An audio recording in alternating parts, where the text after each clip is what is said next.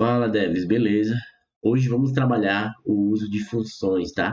E aí as funções no Python ou em qualquer outra linguagem, elas servem para que a gente organize a nossa estrutura lógica, tá? Então, digamos que temos um problema enorme e aí a gente quebra esse problema em pequenas funções para resolver o problema geral. E aí, como é que fazemos isso? No Python a gente usa a palavra reservada def, tá? Para definir que é uma função e depois declaramos um nome para essa função. Todo nome, por padrão, você vai utilizar um verbo, tá? No caso, eu vou fazer um exemplo aqui: somar dois números. Então, eu vou criar aqui a função somar dois números. E aí as funções podem ou não receber parâmetros. Então, abro parênteses, fecho parênteses e digo, ó, se não houver parâmetros, vai executar uma ação dentro dela. Mas se houver parâmetros, eu passo dentro dos parênteses. Então, no caso, número 1 e número 2. E ao final da linha, eu boto dois pontos. Pronto. Fechei a estrutura. Dou Enter. Dentro da função, eu vou colocar a lógica que vai ocorrer ali. Então, no caso aqui, neste exemplo, eu vou criar uma variável chamada somar, que recebe número 1 mais número 2, e ele vai dar um retorno, tá? Essa função ela precisa dar um retorno para o usuário, no caso, a variável somar. Então, ele pega os dois parâmetros passados, soma e retorna essa soma. E aí, E veja bem, eu criei uma estrutura lógica que está abstrata, eu não sei quais números vão vir. Então, é isso que eu faço na função. Eu crio a estrutura lógica para que ele execute uma ação de acordo com o que for passado.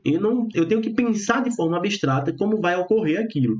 Então, se você testar aqui, como é que eu faço para testar? Eu chamo a função pelo próprio nome. Como eu estou na mesma classe, eu chamo ela no mesmo nome. Então, eu vou criar uma variável resultado que recebe o quê? Somar dois números. Então, veja lá, a função está dentro da minha classe. Então, somar dois números, abro parênteses. E aí, quando eu passo aqui o mouse, eu digo, ó, eu preciso de dois parâmetros, tá? Então, quais os parâmetros? Eu vou botar aqui teste 1, 2 e print para mim o resultado. Ok. Tá lá, imprimiu 3. Então, passei dois parâmetros, 1 e 2.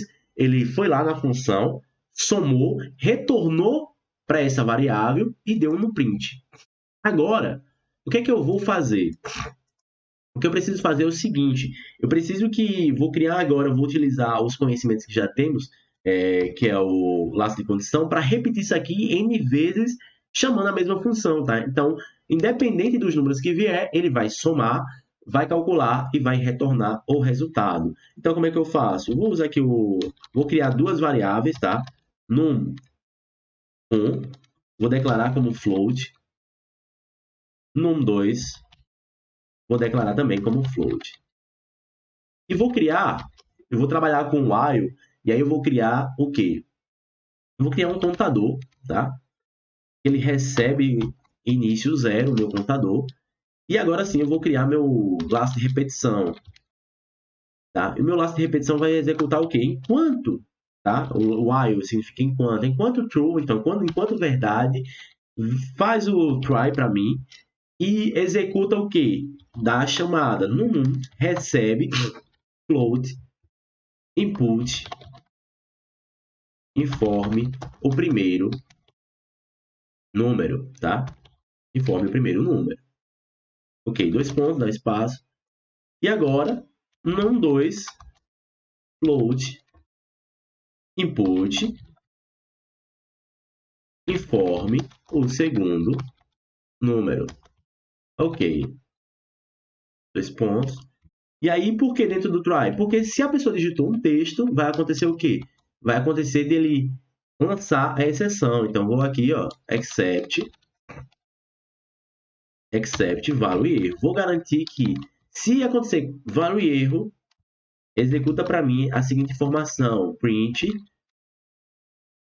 o programa, print o quê? Você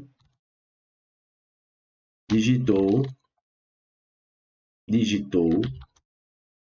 um valor inválido. Tente novamente. Como está dentro do while, ele vai executar N vezes. Tente novamente. Ele vai executar N vezes até que você digite correto. Se você executar corretamente, o que é que acontece? Ele vai, vou até botar o código aqui que usamos, ele vai pegar, vai chamar a função, somar dois números, vai pegar esse resultado, que no caso não vai ser 1 e 2, vai ser a minha variável no 1, então veja bem, estou tornando tudo abstrato, então lógica de programação tem que estar de forma abstrata, no 1, no 2, ele vai pegar essas duas variáveis, vai somar e vai dar o resultado. E para finalizar, vamos fazer o seguinte, vamos dizer, ó, se, tá? E antes do se, eu vou incrementar o meu contador. Eu quero que ele repita isso 5 vezes dentro do while, tá?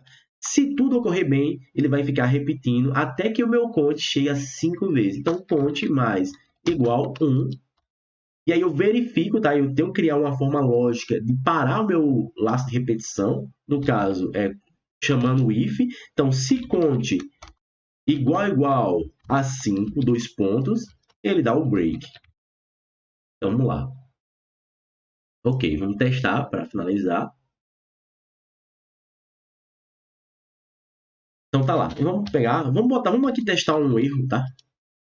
Ele, ó, você digitou um valor inválido, tenta novamente. Então, informe o primeiro número, 1. Se eu botar no segundo número, ele, como está dentro do meu try, ó, você digitou um valor inválido, tenta novamente.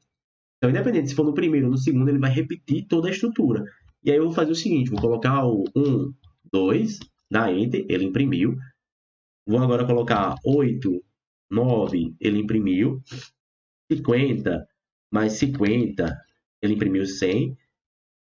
54 mais 23, ele imprimiu 77.